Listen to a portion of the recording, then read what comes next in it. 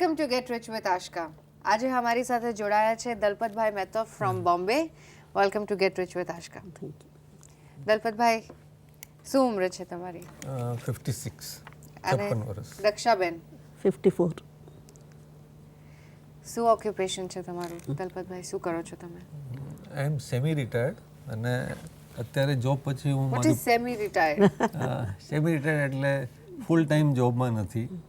Earlier I was working, so I was in full time job. So અત્યારે હું મારું કન્સલ્ટન્સીનું કામ કરું છું, શેર્સ પોર્ટફોલિયોનું કામ કરું છું. ઓકે. ફેમિલી મેમ્બર્સ કેટલા છે? અમે 2 છીએ, મધર છે અને 2 ચિલ્ડ્રન છે, 1 સન ડોટર, બોથ મેરીડ. ઓકે. સો તમે બધા સાથે રહો છો? ના, તમે લોકો સેપરેટ રહો છો? ના, અમે સાથે રહીએ છીએ, મધર સાથે છે. હા, એટલે તમારી ઉપર ડિપેન્ડન્ટ મધર. વન અને તમારો સન એ દુબઈમાં છે ઓકે અને ડોટર પણ દુબઈમાં જ છે. ઓકે, બંને દુબઈ છે. So they are not your dependence. તમે બંને અને એક યસ. તમારા મધર. એમની ઉંમર શું હશે? 85. ઓકે. Monthly income? મંથલી ઇન્કમમાં એવું કંઈ ફિક્સ નથી. Being in consultancy I can say annual income. No, you have to give me a monthly income કે this is a certain income જેનાથી lower it is not going to go, or you give me an average જેનાથી ઓછું નથી થવાનું. Again વધશે તો it's very good, હા, પણ ઓછું નથી થવાનું એવી રકમ તમારે મને મંથલી ઇન્કમ તો આપવી પડશે. Monthly income 40-50,000 50,000? Fix, but annualise it go 12 lakhs. Then it doubles. Yes. If it doubles, very good for you. But આપણે અગર પ્લાનિંગ કરવું હોય તો પ્લાનિંગ કોઈ ફક્ત એક જ રકમ સાથે થાય. અગર રકમ ફ્લક્ચ્યુએટિંગ છે તો આપણે મિનિમમ રકમ પકડી અને વેલ્થ મેનેજમેન્ટ કરવું પડે. અગર આપણે ફ્લક્ચ્યુએટિંગ નંબર્સમાં કોઈ પ્લાનિંગ કરવા બેસીશું અને ડાઉન સાઇડ ગયું તો દેટ ઇઝ યોર લોસ.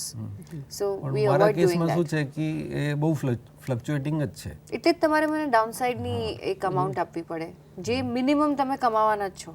યા, એટલે તમારે મને એવી રકમ આપવી પડે. Then only we can do your financial planning. Lakh રૂપિયા મહિને જશે. Then it's either 50,000 or it is 1 lakh rupees. It is a lot of difference. So જે મિનિમમમાં આપણે જઈએ તો we can say 50,000. correct. So આપણે જે planning minimum.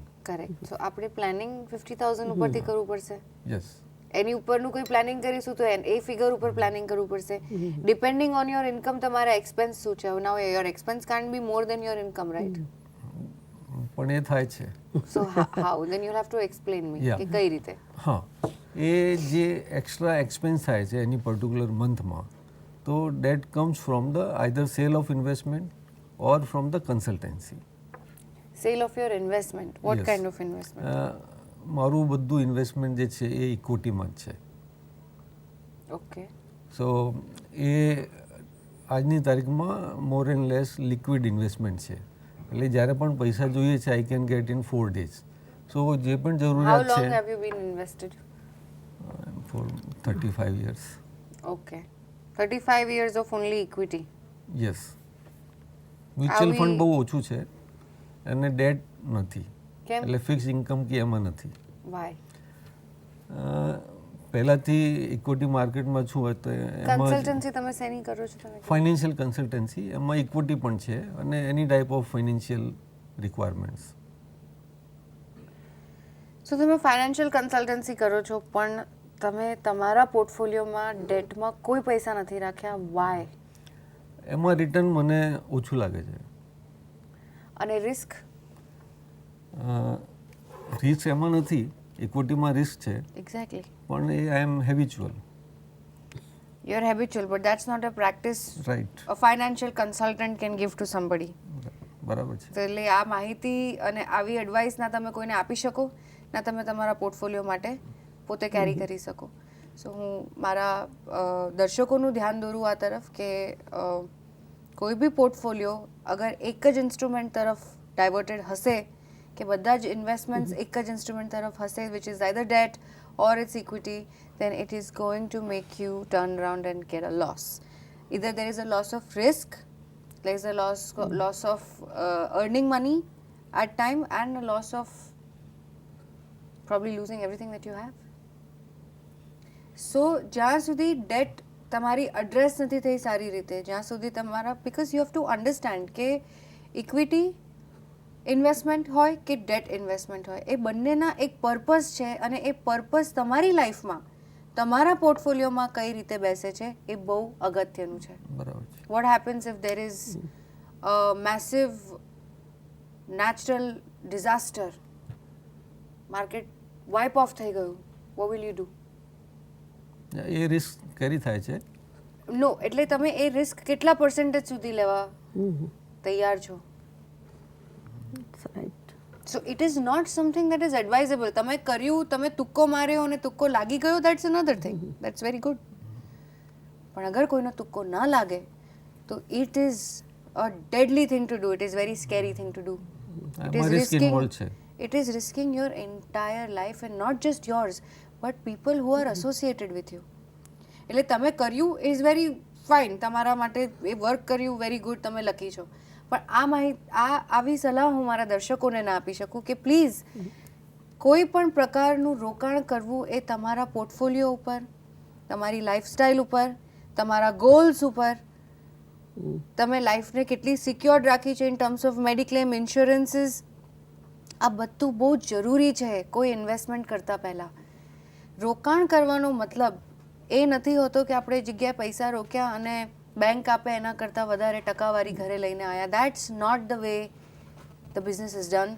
That's not how financial consultants should work and that's not how get rich with Aashka will ever inform or advise people to work. So this is wrong. 35 years of only equity is wrong. તમે મને કીધું હતું કે 35 years of equity માં મેં ઇક્વિટીનો quotient વધારે રાખ્યો છે પણ મેં ડેટ પણ કર્યું છે. I still give you 3 out of 5 marks of what you have done. આમાં એક બીજું છે કે after getting return from this equity, I have invested in real estate in others also. But sir, you're not trying to understand. Today, આજે તમને 5 કરોડ રૂપિયાની જરૂર પડે તો તમે તમારા એસેટ્સ વેચવાના છો? વેચાશે, શું ભરોસો? એક્ઝેક્ટલી, વેચાશે અને એ જ તમારા વેચાશે. ભાવે વેચાશે કે નહીં એ બી તમને હા, નથી નથી, ખબર. બરાબર છે. અત્યારે જે રિયલ એસ્ટેટનો સિનારિયો ચાલી રહ્યો છે એમાં તો બિલકુલ નથી ખબર. બિલકુલ નથી ખબર. પછી તમને પૈસાની જરૂર પડશે અને માર્કેટ સ્વાઇપ્ડ આઉટ હશે તો પૈસા ક્યાંથી લાવશો? જે ઇક્વિટીમાં હતા એ તો માઇનસ થઈ ગયા. હમ. એ પ્રોબ્લેમ તો લોટ છે ઓફ રિસ્ક. એટલે આ લેવાય નહીં અને તમારી એજ ઉપર તો હું બિલકુલ ઝીરો કરીશ આ રિસ્કને. કારણ કે જેટલું તમે આટલા વર્ષે કમાયેલું છે it will all go if there is one disaster. અને ડિઝાસ્ટર જરૂરી નથી કે માર્કેટમાં થાય. ડિઝાસ્ટર કોઈ પણ પ્રકારનો હોય એ માર્કેટ ઉપર અસર કરશે. રાઈટ. અને ડિઝાસ્ટર દુનિયામાં ક્યાંય પણ થશે તો બી એ માર્કેટ ઉપર અસર કરશે. So how can you risk your entire life? એટલે તમે ઇક્વિટી સાથે સાથે આ દુનિયાનું આખી રિસ્પોન્સિબિલિટી લીધી છે કે અહીંયા દુનિયામાં કંઈ જ નહીં થાય. It's not possible Dalpatbhai, it's not possible. So આ તુક્કો છે જે તમારા કેસમાં કામ કરી ગયો. હવે આ તુક્કો હું મારા દર્શકોને ના કહી શકું લેવા માટે, ના હું લઈ શકું ને ના હું તમને આગળ સલાહ આપીશ કે તમારે લેવો જોઈએ. ના, અમે પણ એડવાઇસ નથી આપતા. હા, પણ તમે જે એડવાઇસ નથી આપતા એ તમે તમારી સાથે કર્યું. Preach before you practise before you preach, right? તમે અગર કોઈને શીખવાડી રહ્યા હો તો તમે તમારા પોર્ટફોલિયોમાં આટલી મોટી ભૂલ કઈ રીતે કરી?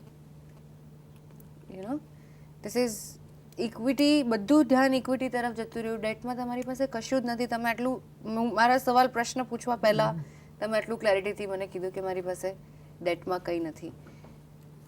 All right. So coming to your savings, તમારા expenses મને કહો. Monthly 1 lakh rupees.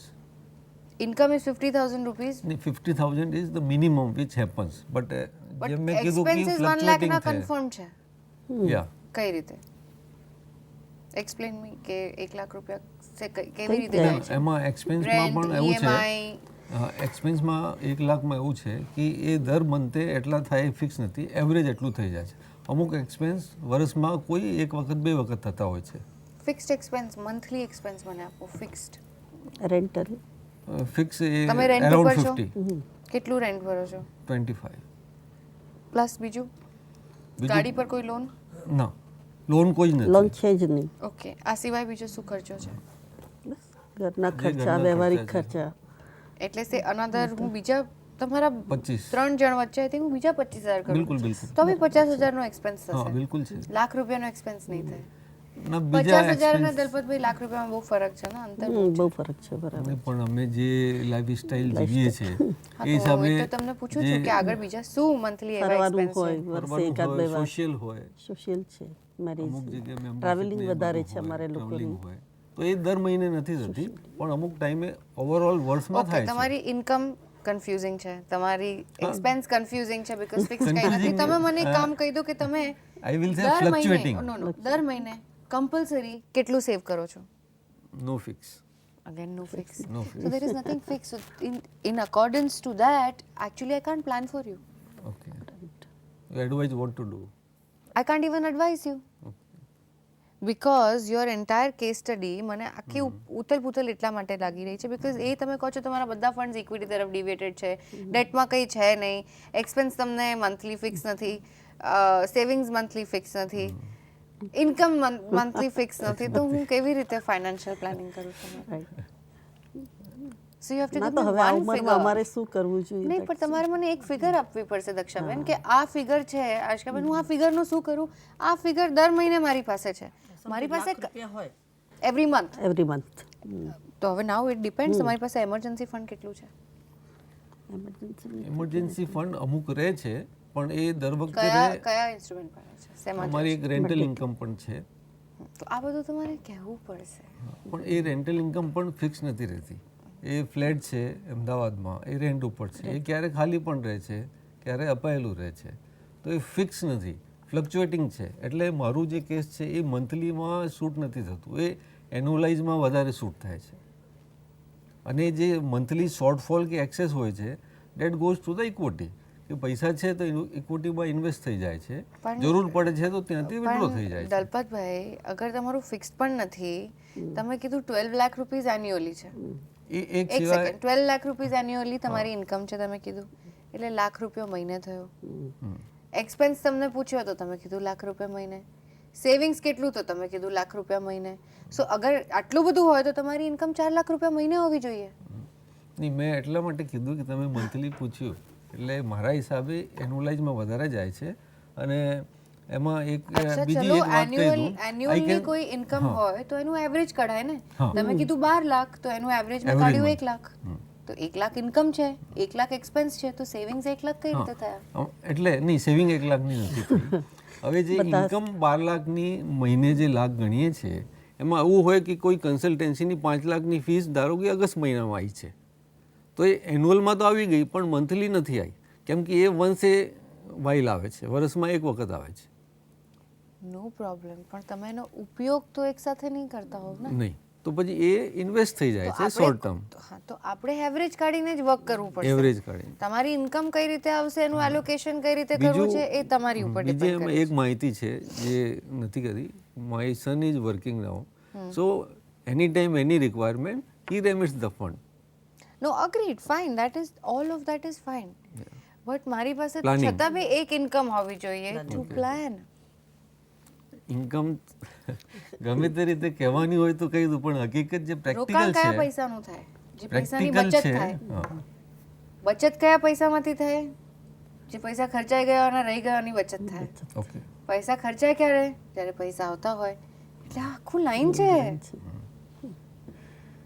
You understand પણ મારા કેસમાં અત્યારે આ નથી ઓકે તો જ્યારે તમારા હું વર્કિંગમાં કેસમાં હતો મંથલી ત્યારે- મને એક ફિગર આપો જે ફિગર ના તમારા ખર્ચાની છે ના તમારા કોઈ ઉપયોગની છે સેવિંગ્સ છે કે મારી પાસે એક્સ્ટ્રા પડ્યા છે એક્સ્ટ્રા પૈસા પડ્યા છે એવરી મંથ એક્સ્ટ્રા પૈસા છે ના નથી રહેતા એ તો રહેતા યુઝ જ થઈ જાય નથી છે ઇક્વિટીમાં એટલું છે તો ક્યાંથી જે રહેશે હોય એ યુઝ તો થઈ જાય છે ઓકે તો that practically means that I can't plan for you બરાબર છે because I have no figure I have no figure that તમે મને એઝ એક્સપેન્સ આપી રહ્યા છો કે તમે મને એઝ એવરેજ આપી રહ્યા છો ફિગર તો મારી પાસે ફિગર જ નથી અને વગર ફિગરે હું ફાઇનાન્શિયલ પ્લાનિંગ કરી નહીં શકું ને એકચ્યુઅલમાં કહેવા માટે તો એ જ છે કે વર્ષનું લગભગ 10 થી 12 લાખ એક્સપેન્સ છે એમાં કોઈ ઓછું થતું જ નથી વધે જ 10 to 12 લાખ એક્સપેન્સ છે છે જ ઓકે વર્ષનું અને અને ઇન્કમ સામે ઇન્કમ એટલી રહે છે તો that means saving zero.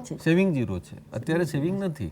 Correct. તો જ્યારે સેવિંગ ઝીરો છે તો હવે આપણે આવીશું એમરજન્સી ફંડ ઉપર કે એમરજન્સી ફંડ કેટલું છે, ફિક્સ ડિપોઝિટમાં કંઈ પડ્યું છે, લિક્વિડ ફંડ અકાઉન્ટમાં કંઈ પડ્યું છે, યુ હેવ ટુ ટેલ મી.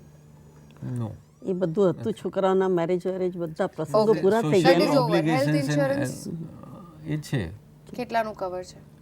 5 lakhsનું છે. 5 lakhs each. તમારા જે મધર છે એમનું કવર છે કોઈ? એમનું નથી, ઓકે. કેમ કે એમનું ઇન્સ્યોરન્સ લેતા પણ નથી, કોઈ કંપની આવતી પણ નથી. હવે તો એજ એમને ઘણી ફેક્ટર. એજ પાસ કરી નાખી છે. Life insurance? લાઈફ ઇન્સ્યોરન્સમાં પણ એવું છે કે બિંગ ઇન ફાઇનાન્શિયલ સિસ્ટમ્સ એ બધું બહુ પહેલાં જ શરૂ કરી દીધેલી, એટલે એ લગભગ હવે બધી મેચ્યોર થઈ ગઈ છે.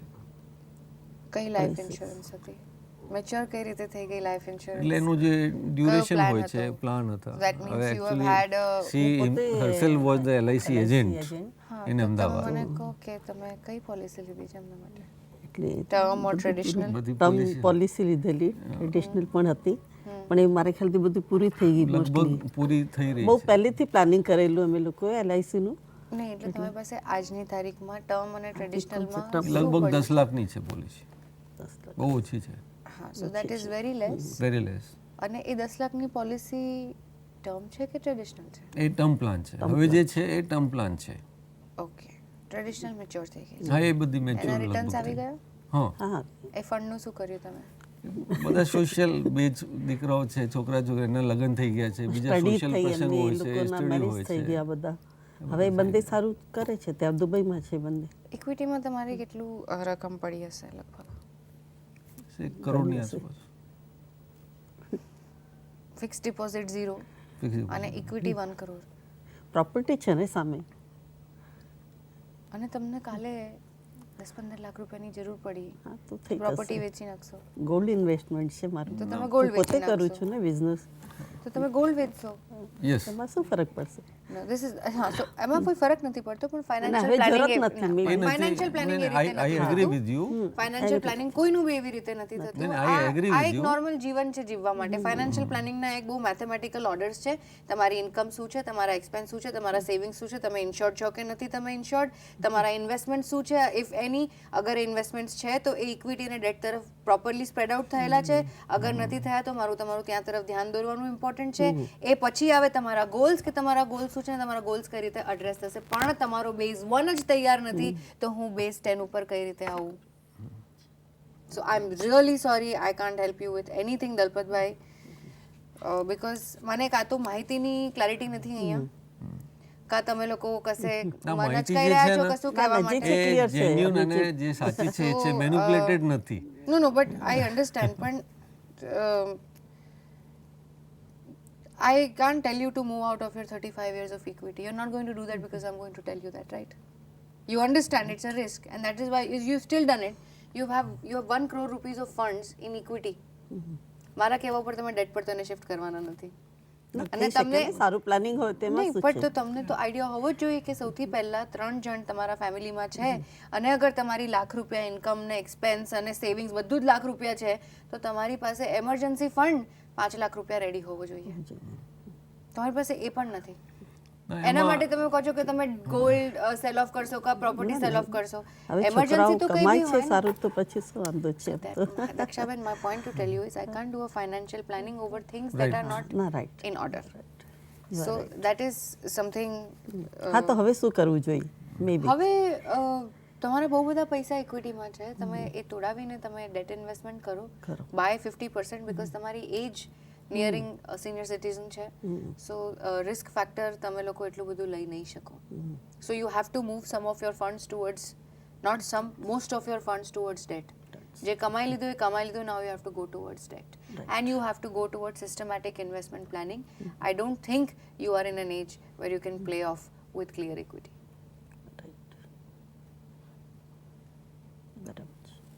એના ડેટ માટે એટલે પણ ધ્યાન નથી આપ્યું because I am in touch daily, day to day and over to over. So if we feel and having experience of that much years, so Then can your experience stop a natural disaster? no. Can it stop from market fluctuating from high to low and low to high? Can your experience work in that? No. Not yours, not mine.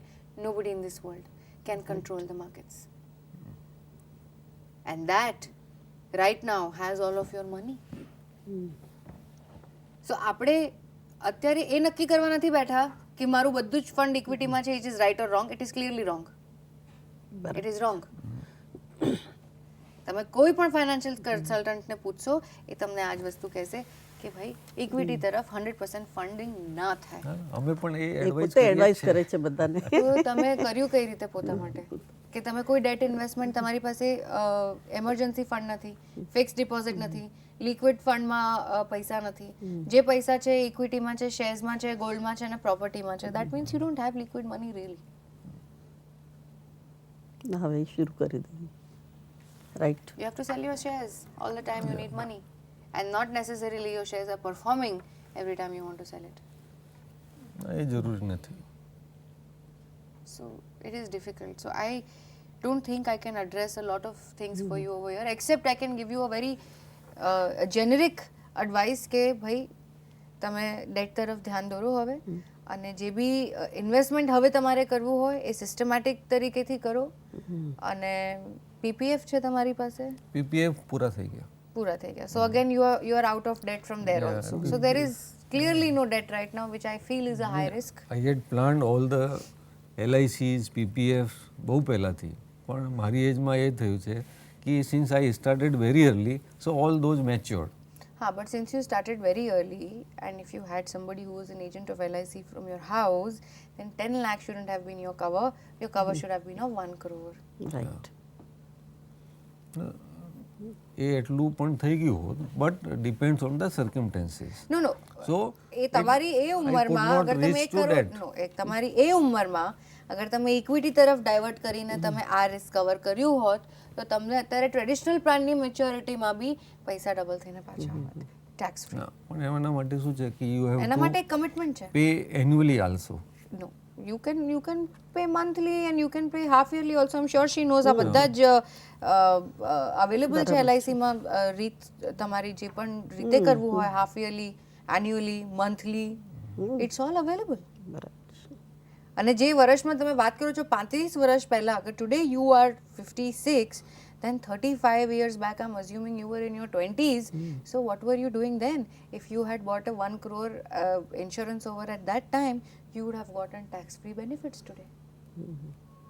And a debt investment also, and a safe income. ના, but એ વખતે જે investment કરેલું એ વખતે એ amount પણ સારી એવી હતી. આજની તારીખમાં ઇન્ફ્લેશનમાં એ 30 વર્ષ પછી બહુ ઓછી લાગે છે. I am saying because you have been focusing on equity for 35 years, sir. કોઈ મારી સામે બીજું બેઠું હોત જેના બીજા સર્કમસ્ટાન્સ તો આઈ અન્ડરસ્ટેન્ડ, એને કહીશ ભાઈ તું 1 કરોડ, હું તમને 1 કરોડ કેમ કહું છું? કારણ કે તમારે 1 કરોડ ઇક્વિટીમાં પડ્યા છે, એટલે હું તમને કહું છું કે તમારો ઇન્સ્યોરન્સ તમે 1 કરોડનો નહીં કરાવ્યો, પણ તમારે 1 કરોડ તમે ઇક્વિટીમાં રાખ્યા છે. અને જો તમે ધ્યાન આપીને હવે ફંડ ડાયવર્સિફાઈ નહીં કરો તો નોટ નેસેસરી કે તમારા સન કે તમારા ફોર્થકમિંગ જનરેશન તમારા ફંડ્સ સારી રીતે સાચવી શકશે. માર્કેટમાં સારો સમય આપવાથી મતલબ છે કે તમે જેટલું રોકાણ માર્કેટમાં કરવા ઈચ્છી રહ્યા હો એ ફંડ તમે માર્કેટમાં એલોકેટ કરો. માર્કેટ વોચ કરવાનો મતલબ એ નથી કે બધું ફંડ એલોકેટ કરી દો. અને વોચ કરવાથી you can change the market. You can only understand કે તમે કઈ બાજુ રોકાણ કરી શકશો જે તમારી કેપેસિટીમાં છે, જે તમારી કેપેસિટીમાં તમને અલાઉડ છે. ના, એ એટલે કન્ટિન્યુ રાખ્યું છે કે nowadays market is liquid and we know that the return on investment in other is not so good.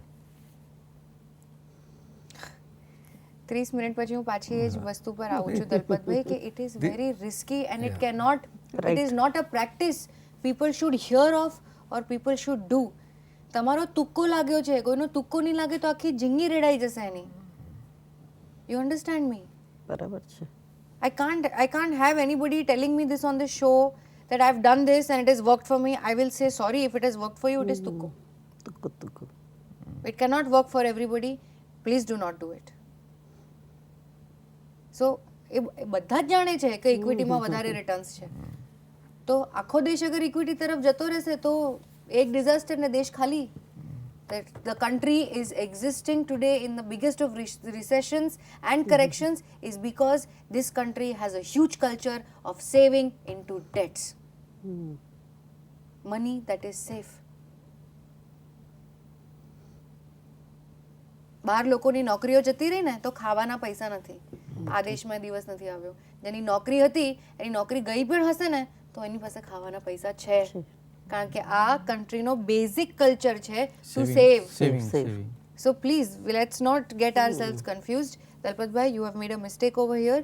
35 years of equity and 1 crore is a huge amount.